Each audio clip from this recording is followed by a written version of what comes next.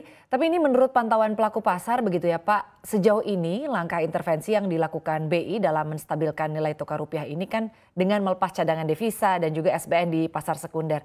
Sebetulnya seperti apa penjelasan atas strategi ini dan bagaimana Pak ini efektivitasnya kalau misalnya dilihat dari posisi nilai tukar rupiah untuk saat ini?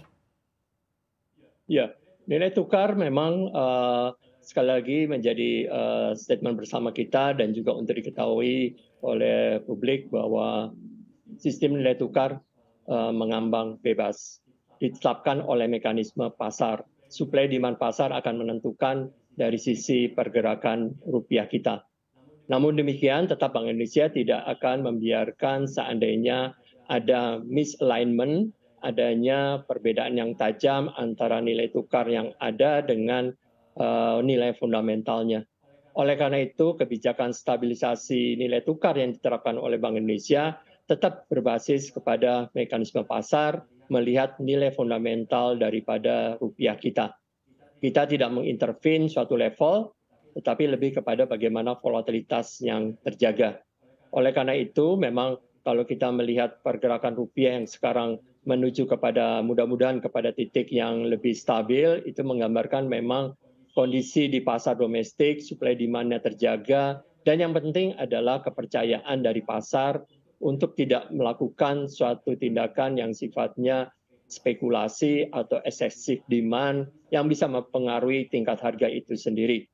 Jadi dengan demikian ini yang kita lihat sampai dengan hari kemarin pagi ini rupiah sendiri juga menuju kepada arah yang relatif stabil yang tidak saja mendukung kepada kestabilan makro tetapi juga membantu kepada pengendalian inflasi.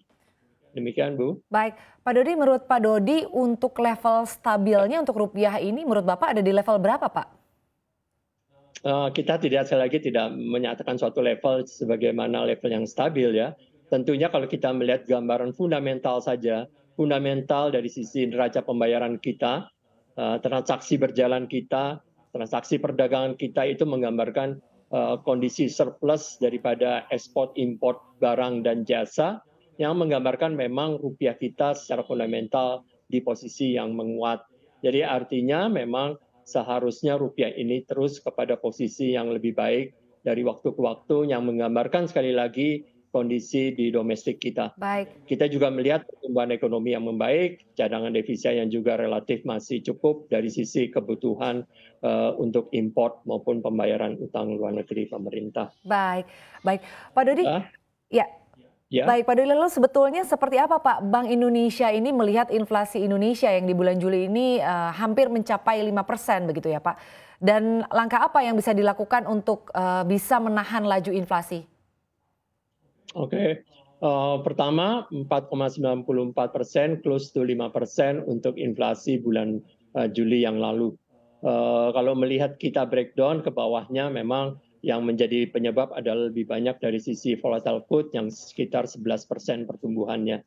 Kalau melihat inflasi inti yang merupakan gambaran permintaan masyarakat itu masih relatif stabil di angka sekitar 2,9%, 2,86% persisnya. Jadi artinya memang kalau seperti ini sisi pasokan, sisi supply menjadi faktor utama dari inflasi.